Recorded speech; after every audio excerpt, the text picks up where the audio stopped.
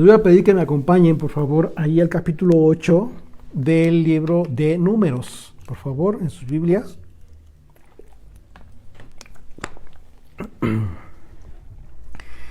Y bueno, este estudio lo titulamos Llamados a la consagración por el primogénito. ¿Qué significa esto? Llamados a consagrarnos, ¿sí? ¿Y quién hace este llamado? El primogénito. Estamos hablando de Jesucristo, de Yeshua. Pero vamos a ver el contexto desde Números, desde el Antiguo Testamento. Y bueno, ustedes recordarán que en el análisis del capítulo anterior vimos que el pueblo, a través de los príncipes, los principales que fueron designados por cada tribu de Israel, ofrendaron a Dios de forma generosa durante 12 días. Un acontecimiento que implicó la expresión del pueblo para con el servicio de Dios que él había establecido a través del tabernáculo de reunión, lo que nos indica que el pueblo estaba entendiendo la importancia del culto y su orden establecido por Dios, porque el servicio en el tabernáculo tenía que ver como propósito la santidad del propio pueblo de Israel. Es decir, ellos entendieron, el pueblo entendió que el objetivo, el propósito del tabernáculo era en beneficio de ellos mismos. Así es de que en ese capítulo vamos a ver precisamente que Dios le ordenó a Moisés para instruir a Aarón acerca del encendido de las lámparas, nada más y nada menos que el candelero, lo que se conoce en el hebreo como la palabra hebrea como menorá. La menorá que a todos nos gusta mucho, muchos tenemos alguna pequeña réplica en casa quizás. El capítulo 25 del libro de Éxodo se describe de forma muy, muy detallada cómo estaba construida y cómo iba, de qué material, etc. Aquí se hace una mención muy breve de todo este detalle. Así es de que bueno, dice desde el versículo 1, habló el Señor a Moisés diciendo, habla a Aarón y dile, cuando enciendas las lámparas, las 7 lámparas alumbrarán hacia adelante del candelero. Y Aarón lo hizo así, encendió hacia la parte anterior del candelero sus lámparas como el Señor lo mandó a Moisés. Y esta era la hechura del candelero, de oro, labrado a martillo desde su pie hasta sus flores, era labrado a martillo conforme al modelo que el Señor mostró a Moisés, así hizo el candelero. Bueno, aquí estamos recordando lo que es la misma instrucción que se dio en Éxodo capítulo 25. Recordemos que Aarón era el sumo sacerdote y fue él el designado para encender estas lámparas, así de que no era cualquier sacerdote, era el sumo sacerdote. Y así es que cuando nosotros analizamos esta analogía, o sea, esto que sucedió como una analogía profética, nos damos cuenta de que Yeshua, Jesucristo, quien está a la diestra del Padre hoy en día, ejerce el cargo del sumo sacerdote. Esto también ya lo hemos estudiado. Justo en el tabernáculo celestial, lo que en su momento fue una sombra profética, hoy es una realidad. Y esto es muy, muy importante. Recuerden que el estudio del Antiguo Testamento, de la Torá, en todos estos aspectos rituales, el propósito más importante para nosotros es que entendamos lo que está sucediendo hoy en día, ¿sí? Y cuando hablamos del sumo sacerdote encendiendo las lámparas, tú puedes entender el propósito, para empezar, de la luz, el significado o el simbolismo de la luz, lo que representa el candelero, la menorá, y la imagen, es decir, el sumo sacerdote aquí en la tierra, el primero, que fue Aarón, el hermano de Moisés, y Jesucristo, hoy en día, en el tabernáculo celestial. La carta a los Hebreos nos habla de este tema precisamente. Y en ese sentido, el autor de la carta a los Hebreos escribió en referencia al servicio sacerdotal en el tabernáculo en el desierto, pero explicando que todo aquello que fue dispuesto por Dios como figura y sombra de las cosas celestiales tenía gran importancia hoy en día. Recuerden que la carta a los Hebreos fue escrita después de Jesucristo. Así es de que, fíjate lo que escribió. Vamos a Hebreos, capítulo 8, a partir del verso 1.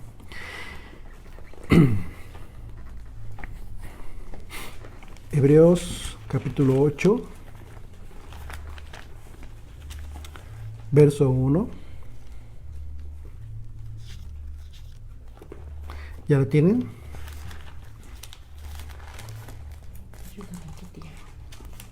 Ok. Dice, ahora bien, el punto principal de lo que venimos diciendo es que tenemos, y habla en presente, tenemos tal sumo sacerdote, el cual se sentó a la diestra del Padre en la majestad en los cielos, ministro del santuario y de aquel verdadero tabernáculo que levantó el Señor, y no el hombre. Voy a leer nuevamente si no pueden ubicar la cita, es más importante que pongan atención. Después pueden tomar notas si gustan, pero es muy importante que no perdamos el sentido de la lectura que yo les doy para que vayamos al mismo tiempo. Voy a leer nuevamente. Dice del verso 1. Ahora bien, el punto principal de lo que venimos diciendo es que tenemos tal sumo sacerdote, el cual se sentó a la diestra del trono de la majestad en los cielos. Ministro, es decir, servidor. Un ministro es un servidor del santuario y de aquel verdadero tabernáculo que levantó el Señor. Recuerda que aquí en el estudio de Números capítulo 8 estamos hablando del tabernáculo en el desierto y aquí estamos viendo la imagen celestial, la analogía profética. Ministro del santuario y de aquel verdadero tabernáculo que levantó el Señor y no el hombre. Porque todo sumo sacerdote está constituido para presentar ofrendas y sacrificios, por lo cual es necesario que también éste tenga algo que ofrecer. Así que si estuviese sobre la tierra, hablando de Yeshua, ni siquiera serías sacerdote, y es así. Él no fue sacerdote aquí en la tierra. Habiendo aún sacerdotes que presentan las ofrendas según la ley. ¿Por qué dice esto? Porque en este tiempo cuando escribieron la carta a los hebreos, todavía estaba en pie el templo en Jerusalén.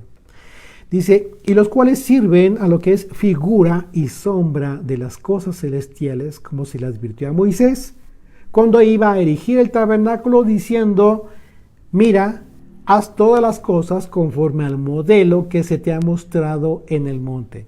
¿De qué está hablando el autor de la carta a los hebreos? Pues de aquel momento en que Moisés subió al Sinaí y en ese momento Dios le permitió tener la visión del tabernáculo y de todos sus elementos. Por eso dice en Números 8, conforme a la visión que tuvo Moisés, dice conforme te lo mostré. ¿Ok? Así es de que la simbología del encendido de las lámparas de la menorá resulta muy importante si consideramos que al hablar de la luz de las lámparas debemos pensar en las palabras de Yeshua acerca de la luz que vino al mundo. Esto es muy importante. Te voy a explicar por qué. Recuerda que estamos hablando del tabernáculo y en el tabernáculo construido no había ventanas. Ajá. Así es de que vamos a pensar en esto. Yeshua, en relación a la luz, él vino al mundo y en la simbología bíblica recordemos que el tabernáculo es una representación del reino de los cielos. Sin embargo, el interior del tabernáculo, en el interior no había otra iluminación. No había ventanas ni ningún otro espacio donde se pudiera filtrar la luz natural. No había por dónde. Sino que el interior del tabernáculo solo era iluminado por la luz de la menorá. Una sola luz. 7 lámparas. Y si Yeshua vino al mundo, que es un mundo en tinieblas, ¿por qué tinieblas? Porque hablamos del desconocimiento de Dios. Por cuanto que no está establecido aún el reino de los cielos también, en ese sentido. Entonces Yeshua es esa luz. Y entonces tiene todo el sentido cuando comprendemos la dimensión acerca de las palabras de Jesucristo. Juan capítulo 8 dice, Juan capítulo 8 verso 12 dice, otra vez Yeshua les habló diciendo, yo soy la luz del mundo. El que me sigue no andará en tinieblas, no andará en oscuridad, sino que tendrá la luz de la vida. ¿Ok? ¿Qué capítulo? Sí, sí. Otra vez dice, una vez más, voy a leer nuevamente. Juan 8:12 dice, otra vez Yeshua les habló diciendo, yo soy la luz del mundo. El que me sigue no andará en tinieblas, sino que tendrá la luz de la vida. Y aquí está hablando Yeshua de algo bien importante. Está hablando de la vida, de tener vida. No significa que estemos muertos, sino vida en Él. Es decir, conocimiento en Él. Ya no andamos en tinieblas. Y en este sentido, todo aquel que sigue el camino de Yeshua, como Él lo prometió, aprende a ser luz. Y esa luz, por supuesto, que no es una luz derivada. Perdón, es una luz derivada, no es una luz propia. Por cuanto que aprendemos a vivir como Él enseñó. Solamente por esa razón. ¿Sí? Él enseñó que viviéramos y de esa manera. Y el propósito es que nuestra luz, que en términos comunes es nuestro testimonio de vida. O sea, tu luz, cuando dices que tú tienes la luz de Jesucristo, tiene que ver con tu forma de vida, con tu testimonio de vida. ¿Qué tipo de vida tienes? ¿Realmente es lo que Jesús enseñó? Y este testimonio de vida debe ser visible ante las personas. Y en ese sentido, las personas, para que ellos glorifiquen, no a los hombres, ¿no? Tampoco es el propósito de que tú recibas los honores, la gloria, ¿no? Por parte de las personas, no, sino que el Padre que está en los cielos sea glorificado a través de tu testimonio. Mateo capítulo 5, verso 14 dice, vosotros sois la luz del mundo, una ciudad asentada sobre un monte no se puede esconder. Claro, ni se enciende una luz, ni se pone debajo de un almud, sino sobre el candelero. Y aquí dice sobre el candelero. ¿De qué está hablando? Jesucristo está citando el mandamiento que recibió Moisés para instruir a Aarón. Poner la luz en las 7 lámparas del candelero, la menorá.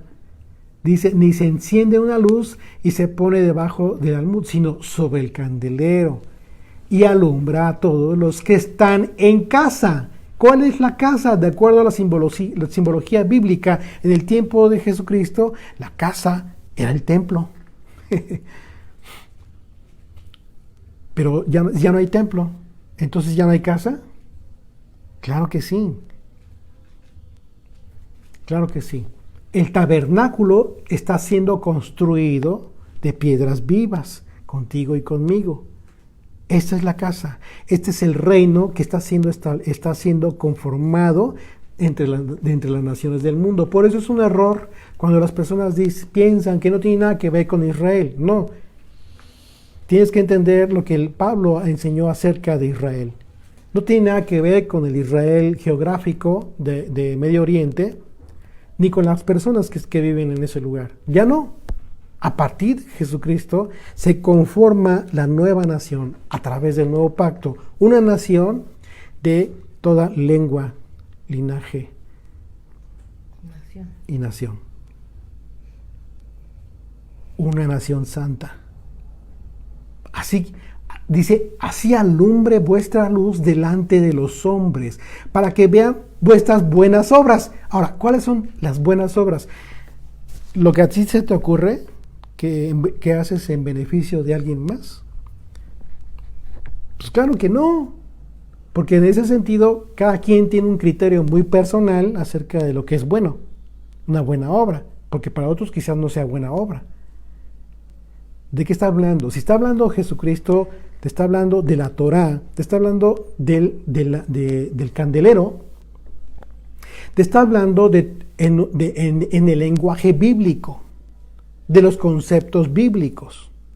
Y en este sentido, cuando dice, así alumbre vuestra luz delante de los hombres para que vean vuestras buenas obras, dice para que vean que tú cumples la voluntad de Dios. ¿Cuál es la voluntad de Dios? La ley. Su voluntad. Y entonces, cuando sepan y entiendan que estás tú cumpliendo y viviendo conforme a la voluntad de Dios, entonces la gente va a glorificar al Padre que está en los cielos. Dice así, dice, para que vean vuestras buenas obras y glorifiquen a vuestro Padre que está en los cielos. Dice, así es de que, bueno, si nosotros entendemos lo que nos está diciendo aquí Yeshua con relación al candelero y el propósito de esta luz, entonces podemos entender lo importante que resultó ser aquel mandamiento que recibió Moisés para que Aarón encendiera la menorá. Dice el verso 5, regresamos a Números 8, verso 5, dice, también el Señor habló a Moisés diciendo, toma a los levitas de entre los hijos de Israel y haz expiación por ellos. Ok, dice, también el Señor habló a Moisés diciendo, toma a los levitas de entre los hijos de Israel y haz expiación por ellos. Esto significa que los levitas debían ser purificados, expiados, purificados. Y la razón de esto tiene que ver con el servicio que prestarían en el tabernáculo. Fíjate qué importante, porque la tribu de Leví fue escogida, fue apartada para que ellos trabajaran en el tabernáculo. Iba a ser un trabajo impresionante y muy fuerte además. Y además, santo, muy, muy apartado.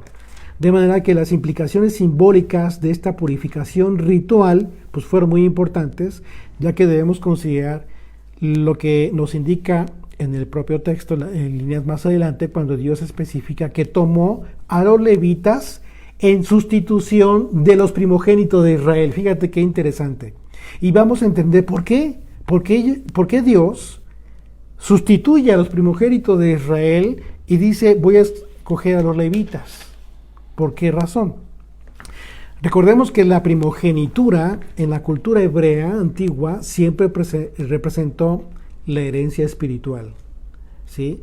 La bendición que, más que material, por supuesto que había una bendición material, pero más que material, lo más importante siempre tenía que ver en realidad con la bendición. Y en este sentido, de acuerdo a diversos pasajes de la Escritura, podemos ver que inicialmente se habla de la primogenitura desde el punto de vista físico, ¿sí? Es decir, el que abre matriz, el primer hijo, ¿no? Que le pertenece a Dios, de acuerdo al mandamiento de Dios. Pero la pregunta es, ¿de cualquiera? No, solo de aquellos de Israel, porque el mandamiento que le está dando Dios es para el pueblo de Israel, no es para todo el mundo inicialmente. ¿Sí? Hay que entender el contexto. Aquí, desde la ley, se da específicamente la ley a Israel en el desierto. Ellos estaban en el desierto. Es un mandamiento que ellos debían cumplir. Y la pregunta es, hoy en día, entonces, ¿qué pasa con los mandamientos hoy en día? Bueno, para todos aquellos que cumplen la ley, se están agregando a esta nación, de entre todas las naciones, para ellos es la ley, pero no para todos. Porque hay personas que dicen, bueno, es que hay personas, fulanito de tal no cumple la ley y yo le dije que tienes que circuncidar. Espérate tantito, no puedes tú exigir o pedirle a una persona que no entiende los mandamientos todavía, que no conoce los mandamientos, que cumpla la ley. Para ellos no es la ley. La ley es para aquel que está tomando la decisión de adherirse, de someterse a vivir bajo el gobierno de Dios, que tiene que ver con vivir bajo la voluntad del Señor. Y quienes dicen, no, yo no quiero, yo me quiero quedar con mi vida, hay que respetar. Finalmente, para ellos no es la ley. Entonces, en ese sentido, se da este mandamiento acerca de la primogenitura. Dice, y fíjate cómo es que desde un principio Dios aparta a los primogénitos de Israel de aquel entonces. Dice Éxodo 13, verso 1. El Señor habló a Moisés diciendo, conságrame todo primogénito. Conságrame. ¿Qué significa consagrar? Apartar. Dedicar. Dedícame, apártame todo primogénito. Cualquiera que abre matriz de entre los hijos de Israel, así de los hombres como de los animales, mío es. Fíjate, no solamente de los hombres, sino de los animales también. Pero en otro sentido, en el sentido espiritual, vemos en la escritura que no siempre el primero en nacer en la familia fue el quien llevó la bendición de la primogenitura. Por ejemplo, de los hijos de Jacob, Rubén fue el primogénito. ¿Recuerdan? Sí. Pero no recibió la bendición de la primogenitura. ¿Quién la recibió? José. Primera de Crónicas, capítulo 5, verso 1, dice, los hijos de Rubén, primogénito de Israel, porque él era el primogénito, más como violó el hecho de su padre, sus derechos de primogenitura fueron dados a los hijos de José, hijo de Israel, es decir, hijo de Jacob, y no fue contado por primogénito. Bien que Judá llegó a ser el mayor sobre sus hermanos, y el príncipe de ellos, más el derecho de la primogenitura fue de José. Imagínate qué interesante, porque el tema de la primogenitura, más importante hoy en día, que debemos de considerar, tiene que ver con aquel que asume la responsabilidad espiritual de la familia. Y en ese sentido no necesariamente debe ser el primero en haber nacido, puede ser el del medio, puede ser el menor, puede ser una hija, en fin, ¿sí? Eso es muy importante también entenderlo. Otro ejemplo también es el caso de Esaú y Jacob. Recuerdan, ¿no? El famoso ejemplo que primero nació Esaú, pero finalmente quien tomó la primogenitura fue Jacob. ¿Y por qué? Pues porque la deseaba, la anhelaba, mientras que Jacob la menospreció. Simplemente la tuvo por menos, la primogenitura. Dice el verso 7, continuamos número 8, verso 7, así harás para expiación por ellos, rocía sobre ellos el agua de la expiación, y haz pasar la navaja sobre todo su cuerpo, y lavarán sus vestidos, y serán purificados. Fíjate qué importante aquí, porque aquí nos recuerda lo que sucedió momentos previos a cuando el Señor desciende sobre el monte del Sinaí, y da los 10 mandamientos, las 10 declaraciones, ¿no? Aquí el momento impresionante, porque el simbolismo del agua, fíjate aquí, voy a leer una vez más, vamos a poner atención en el verso 7, así harás para expiación por ellos. Dios está dando la instrucción a Moisés, le dice, así lo vas a hacer, rocía sobre ellos el agua de la expiación. Recordemos que el agua en sí mismo como elemento no hacía nada. Era simbólico. Lo que hacía el milagro, lo sobrenatural, lo hacía Dios mismo a través de su espíritu. Así es de que no estemos esperando que por el hecho de que te rocíen agua ya va a pasar algo sobrenatural. Hay que ubicarnos en la realidad. Es Dios mismo que estaba en su presencia divina en el tabernáculo, con Israel, ahí en ese momento. Dice, y haz pasar navaja sobre todo su cuerpo y lavarán sus vestidos y serán purificados. Entonces aquí el simbolismo del agua en la Biblia tiene que ver con la palabra de Dios, ya lo sabemos, ¿sí? El agua tiene que ver con la palabra de Dios, porque es el elemento que de acuerdo a las palabras del profeta Ezequiel, Dios utilizaría su palabra, ¿sí? Sus mandamientos para purificar a su pueblo de pecado. Hablando del tiempo profetizado en que iniciaría el tiempo de la restauración del pueblo de Dios. Fíjate, Ezequiel capítulo 35, verso 25, dice, esparciré sobre vosotros agua limpia. Esto es lo que está anunciando el profeta, esparciré sobre vosotros agua limpia, y seréis limpiados de todas vuestras inmundicias y de todos vuestros ídolos os limpiaré. ¿Qué significa? Está hablando de una actitud de idolatría aquí. Lo que está diciendo el profeta es, a través de mi palabra, a través de mis mandamientos, cuando tú comiences a observarlos y comiences a vivir en mis mandamientos, vas a ser purificado. En tu vida se va a purificar, se va a limpiar. Vas a dejar de hacer todo lo que estabas haciendo y que está mal delante de mí. Así es de que aquí tenemos la conexión con el momento en que el pueblo de Dios recibió la promesa de Dios para hacerles un pueblo. Fíjate bien, Dios les promete a Israel hacerles un pueblo de sacerdotes santificados, purificados en la palabra de Dios, justo antes de que Dios entregara las 10 declaraciones en el monte Sinaí. Fíjate lo que es la promesa que les da tan hermosa. Dice Éxodo 19, verso 5. Ahora pues, si diereis oído a mi voz y guardareis mi pacto. Esta es la condición que Dios pone. No es simplemente porque tú lo digas. Hay una condición que tú debes cumplir. ¿Cuál es la condición? Debes cumplir el pacto. ¿Y cuál es el pacto? Sus mandamientos. Es como la carta de matrimonio. Ese es el pacto. Dice, ahora pues, si dieres oído a mi voz y guardares mi pacto, vosotros seréis mi especial tesoro. Fíjate qué promesa tan hermosa hace Dios a Israel. Entonces será mi especial tesoro sobre todos los pueblos, porque mía es toda la tierra. Fíjate qué diferencia hace Dios de Israel de entre todos los pueblos. Por eso es importantísimo que hoy en día tú entiendas, hoy en día, qué es Israel y qué tienes que ver tú con Israel. Porque muchos se quedan con la idea, lo decía hace un momento, no, pues yo soy mexicano. Osvaldo es de Argentina. Silvia de Ecuador. Silvia de Ecuador. Berta, Estados Unidos. Sí, hay de España también, hay España, amigos Manolo. de España. Manolo de España. O sea, hay gente que dice, ¿yo qué?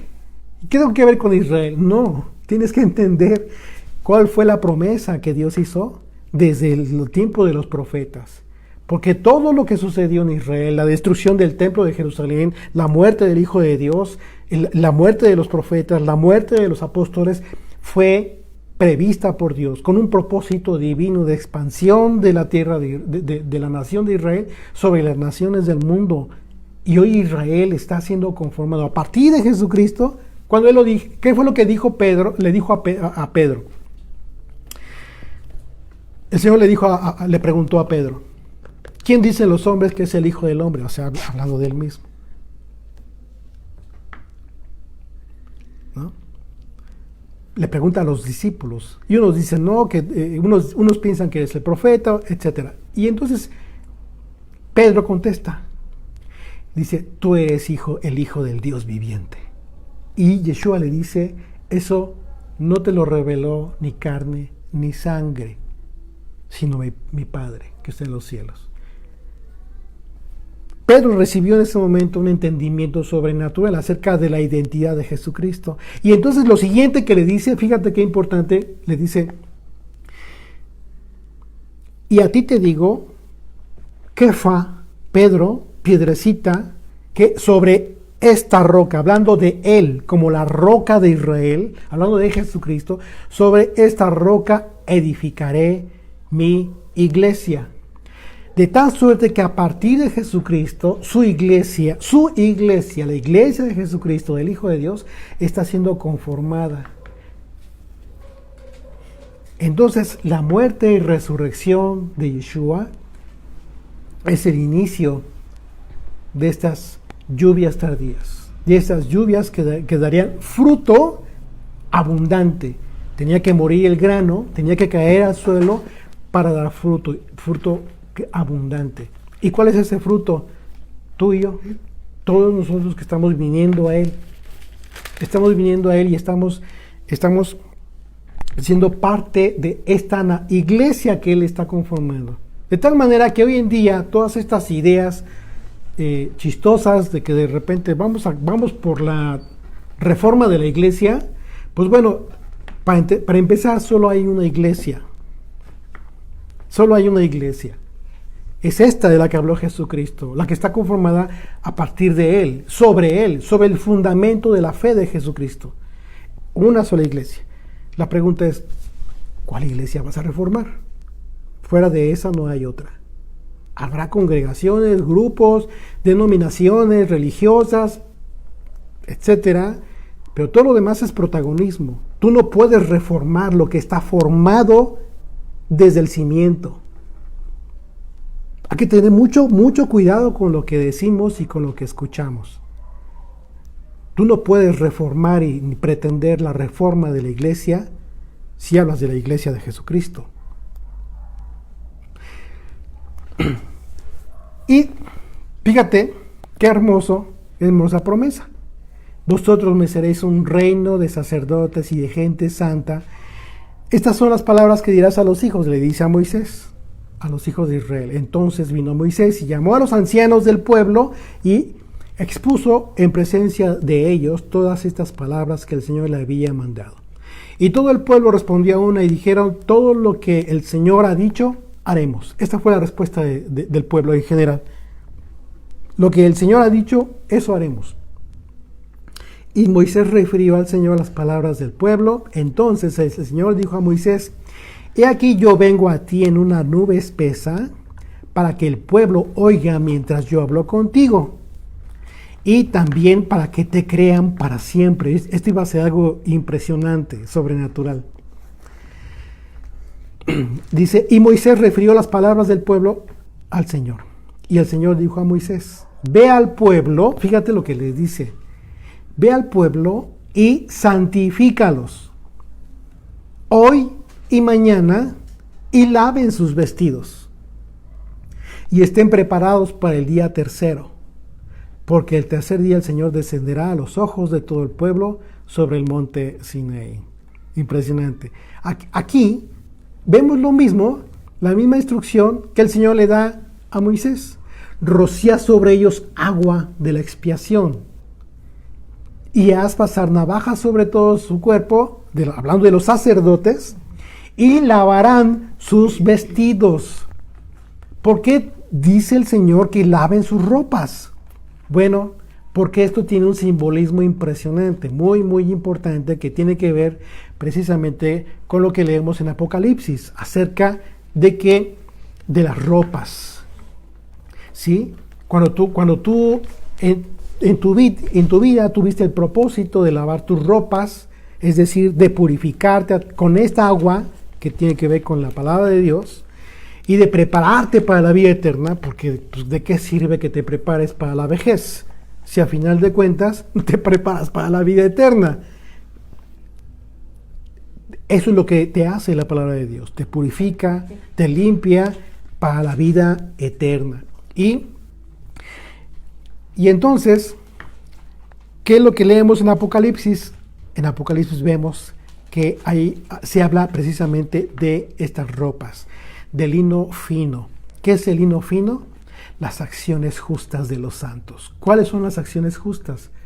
Los mandamientos de Dios. ¿Y quiénes son los santos? Aquellos que se apartaron precisamente para vivir una vida diferente. Es eso, así de simple. No es algo muy difícil, no es algo totalmente imposible, ¿no? Cualquiera puede tomar la decisión. Simplemente es de decisión y de ser fiel a la decisión que ya tomaste. Y en esa fidelidad el Señor te fortalece para santificarte, para apartarte.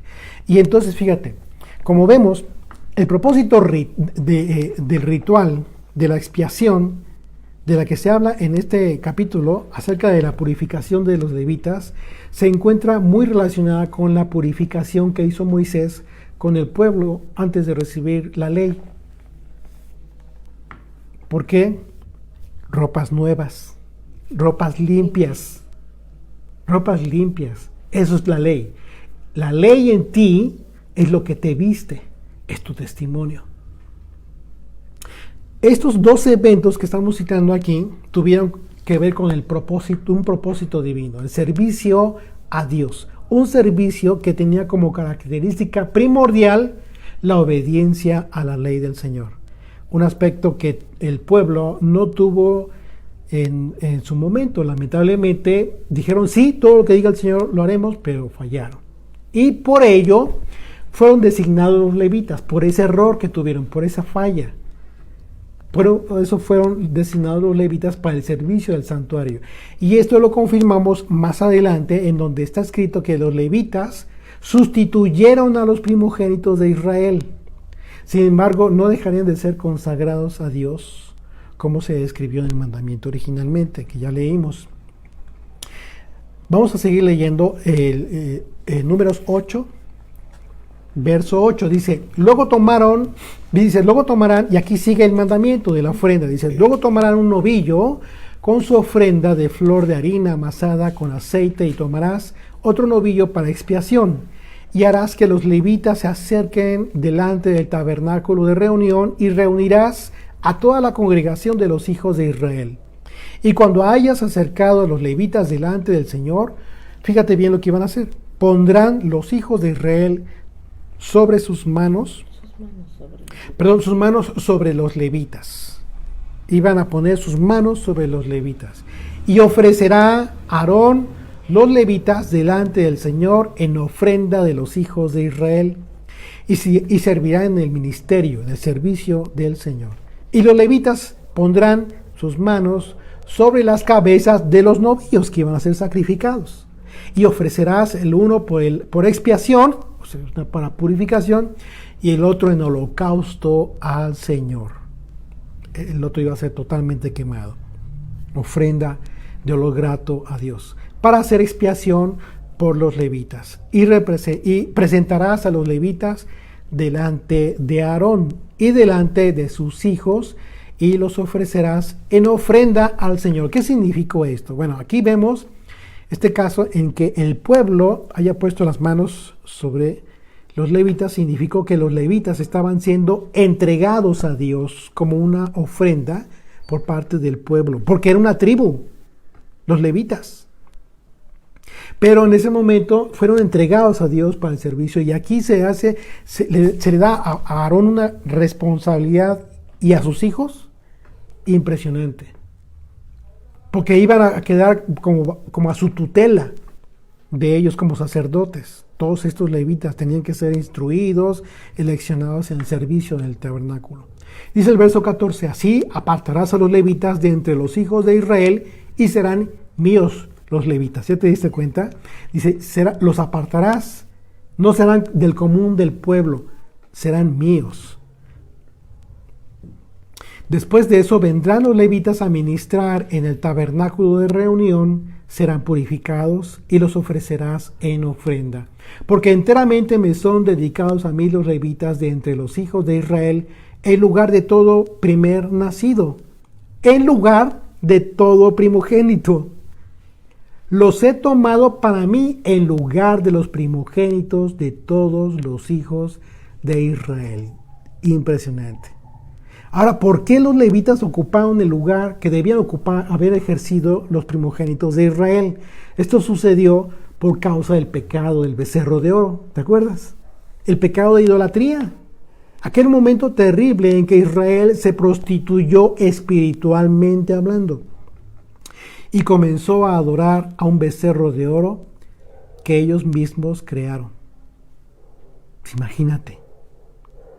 Impresionante. Éxodo capítulo 32. Vamos a recordar esto en Éxodo capítulo 32, verso 21. Dice, y dijo Moisés a Aarón, ¿qué te ha hecho este pueblo? ¿Qué has traído sobre él tan gran pecado? Verso 22. Y respondió Aarón, no se enoje mi señor, tú conoces al pueblo que es inclinado al mal, porque me dijeron, haznos dioses que vayan delante de nosotros, porque a este Moisés, el varón que nos sacó de la tierra de Egipto, no sabemos qué le haya acontecido. Y es que Moisés subió y tardó, ¿verdad? Verso 24, dice, y yo les respondí, ¿quién tiene oro? Apartarlo, y me lo dieron. y lo echó en el fuego y salió este becerro. Bueno, Aarón ahí justificándose, y viendo Moisés que el pueblo estaba desenfrenado porque Aarón lo había permitido, para vergüenza entre sus enemigos, los enemigos de Israel, ¿sí?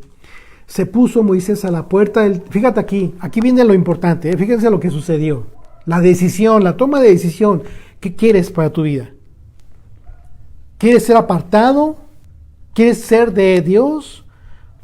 ¿O quieres vivir en el mundo como todo mundo? Tú decides. Dios no obliga a nadie. Verso 26 dice, se puso Moisés a la puerta del campamento y dijo, ¿quién está por el Señor? Júntense conmigo. Y se juntaron con él todos los hijos de Leví, los levitas. Y él les dijo, así ha dicho el Señor, el Dios de Israel. Poned a cada uno su espada sobre su muslo, pasad y volver de puerta a puerta por el campamento, y matad cada uno a su hermano, a su amigo y a su pariente. Fíjate qué terrible, qué duro. Tenían que matar a aquellos que se prostituyeron con la idolatría. Verso 28. Y los hijos de Leví lo hicieron conforme al dicho de Moisés, y cayeron del pueblo en aquel día como 3,000 hombres. 3,000 hombres. Entonces Moisés dijo, hoy os habéis consagrado al Señor. Desde ese momento los levitas se consagraron a Dios. Pues cada uno se ha consagrado en su hijo y en su hermano, para que de él dé bendición hoy sobre vosotros. Ese fue el momento en que la promesa de Dios para que su pueblo fuera el tesoro escogido de Dios, un reino de sacerdotes y gente santa, ¿sí? Como la promesa que había dado ya antes de dar los 10 mandamientos, fue suspendido. Esa promesa fue suspendida por esta razón. Pero esa suspensión fue temporal. ¿Por qué temporalmente fue suspendido? Porque ese reino de sacerdotes sería restaurado a partir de Jesucristo. Y de esa manera, los que venimos a Él, estamos llamados a ser hechos conforme a su imagen, para que sea Yeshua el primogénito entre muchos hermanos, como lo expuso el apóstol Pablo en su carta a los Romanos, Romanos capítulo 8, verso 29. Por esta razón, tuvo que apartarse para su servicio en el tabernáculo a los levitas, hasta que el día de la primera venida del Mesías llegase. La confirmación de que este reino de sacerdotes y gente santa sería restaurada por Yeshua, nosotros la vemos claramente en la palabra, no es algo que yo me haya imaginado, porque el apóstol Pedro lo escribió. El apóstol Pedro en su primera carta, capítulo 2, verso 9, fíjense lo que dice. Mas vosotros sois linaje escogido, real sacerdocio, nación santa, pueblo adquirido por Dios. Fíjate bien, vamos a poner atención. Recuerden que los estudios quedan grabados, también compartimos las notas, las transcripciones en su momento, están los videos en audio, etc. No se preocupen si no pueden acudir de inmediato a la cita. Voy a leer Primera de Pedro, capítulo 2, verso 29. Dice, mas vosotros sois linaje escogido. ¿A quién le está hablando Pedro? ¿A quién le está hablando?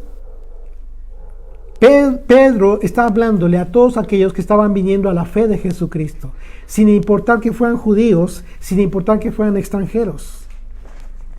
¿Y por qué digo esto? Por lo que él mismo va a decir aquí mismo. Fíjate lo que dice. Mas vosotros sois linaje escogido, real sacerdocio, nación santa, pueblo adquirido por Dios. Justo las palabras que Dios le dio a Moisés en Éxodo capítulo 19. La promesa hermosa que fue cumplida a través del sacrificio de Jesucristo. Mas vosotros sois linaje escogido, real sacerdocio, nación santa, pueblo adquirido por Dios. ¿Para qué? Para que anunciéis las virtudes de aquel que os llamó de las tinieblas a su luz admirable. Vosotros que en otro tiempo no eran pueblo. ¿Por qué? Porque no eran pueblo finalmente. ¿Nosotros eras pueblo? Claro que no. No entendíamos. ¿Por qué? Porque todo el mundo decía, no, pues no tengo nada que ver con Israel. Yo soy mexicano. Pero aparte, decías, no, pues no tengo nada que ver porque soy un pecador. Sí, pero tienes la oportunidad de restaurar tu vida. Vosotros que en otro tiempo no erais pueblo, pero que ahora sois pueblo de Dios, que en otro tiempo no habíais alcanzado misericordia, pero ahora habéis alcanzado misericordia. Así es de que las palabras de Pedro se confirman con qué hecho histórico lo confirman. La destrucción del templo de Jerusalén, la destrucción del segundo templo de Jerusalén. Porque una vez destruido el templo, los levitas, ¿qué sucedió con aquellos que apartó Dios? Ellos dejarían de prestar el servicio que desde la época de Moisés comenzarían a ministrar, como lo estamos viendo en Números capítulo 8.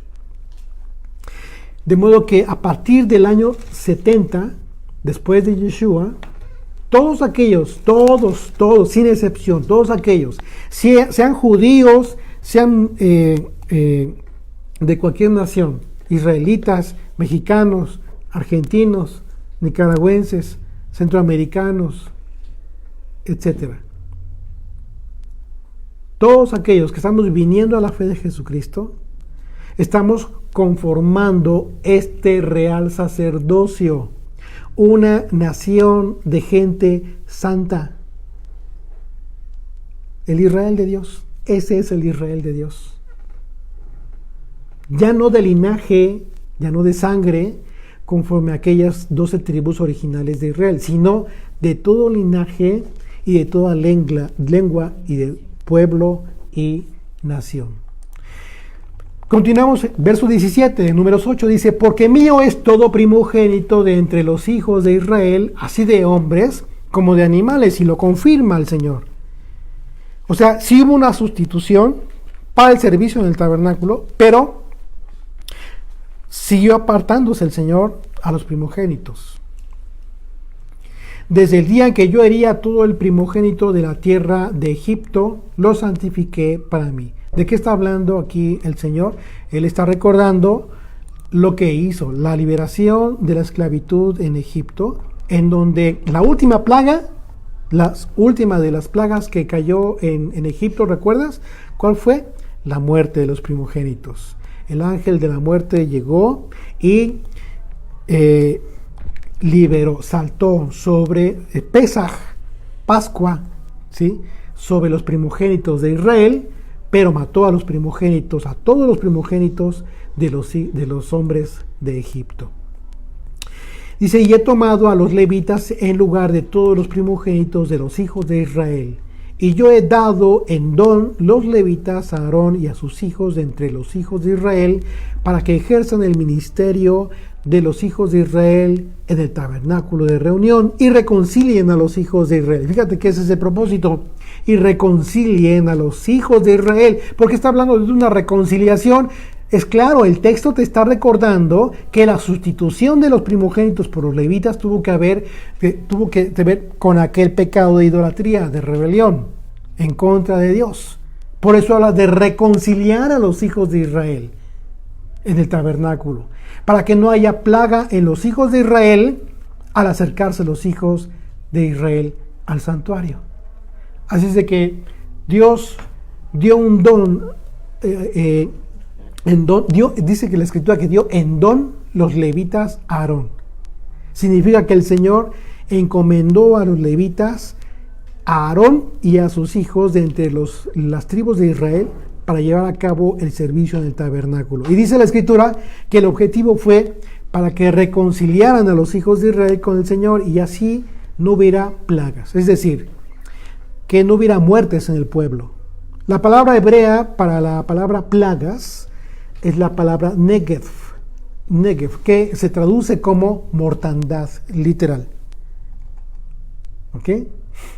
Y de esta manera, los levitas consagrados a Dios para el servicio en el tabernáculo justificaban al pueblo a fin de que no fuesen muertos por acercarse al santuario en una condición de pecado o de impureza. Aquí el Señor recordó aquel evento en que por causa de la rebeldía del pueblo pecó con el becerro de oro y murieron 3,000 israelitas. Pero también recordó aquel tiempo en que murieron los primogénitos de Egipto. Verso 8 dice, y Moisés y Aarón, verso 20 de Números 8.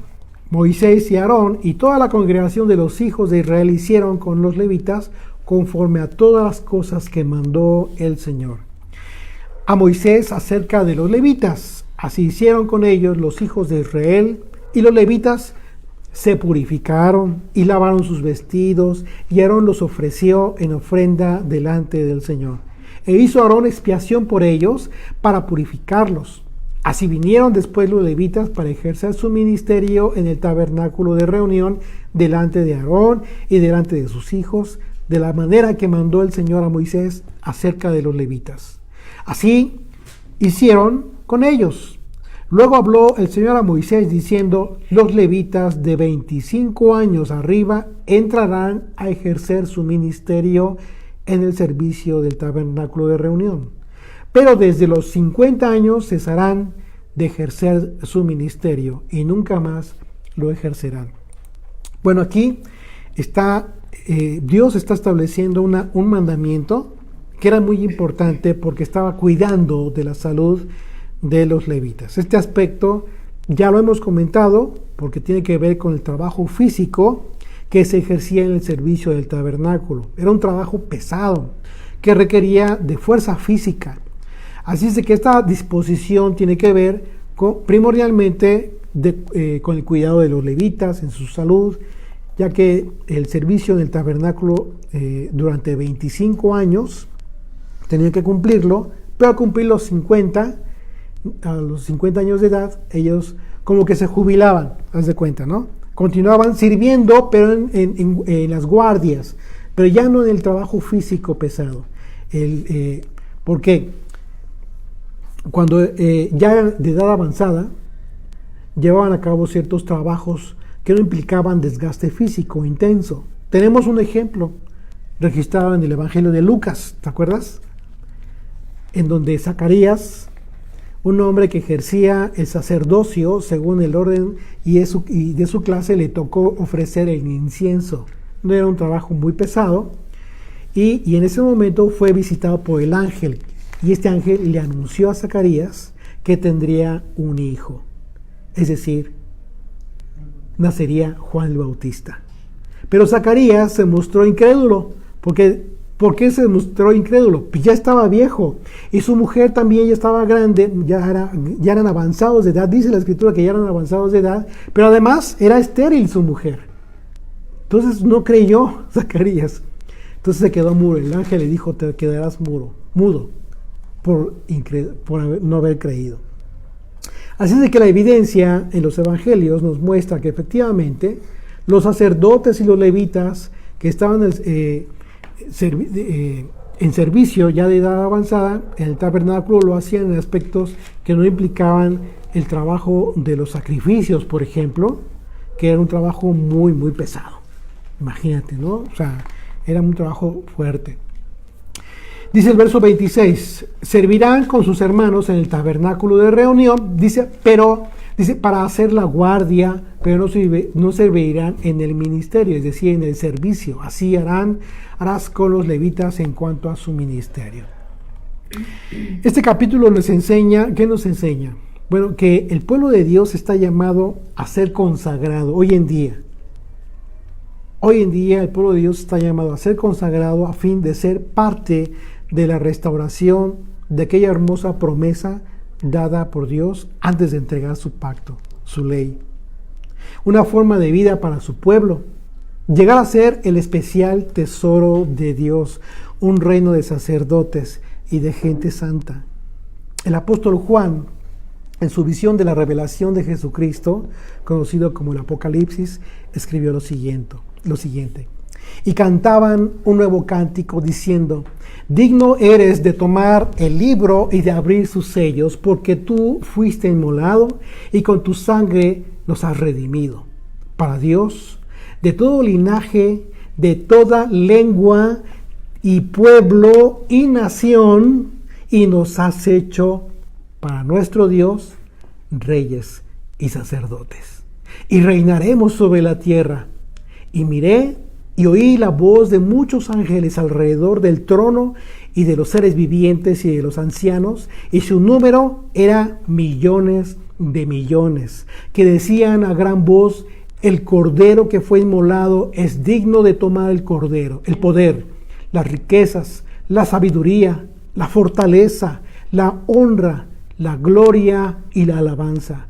Y a todo lo creado que está en el cielo y sobre la tierra y debajo de la tierra y en el mar, y a todas las cosas que en ellos oí decir: al que está sentado en el trono y al Cordero sea la alabanza, la gloria, la honra y el poder por los siglos de los siglos. Los 4 seres vivientes decían: amén. Y los 24 ancianos se postraron sobre sus rostros y adoraron al que vive por los siglos de los siglos. Amén. ¿Es una oración?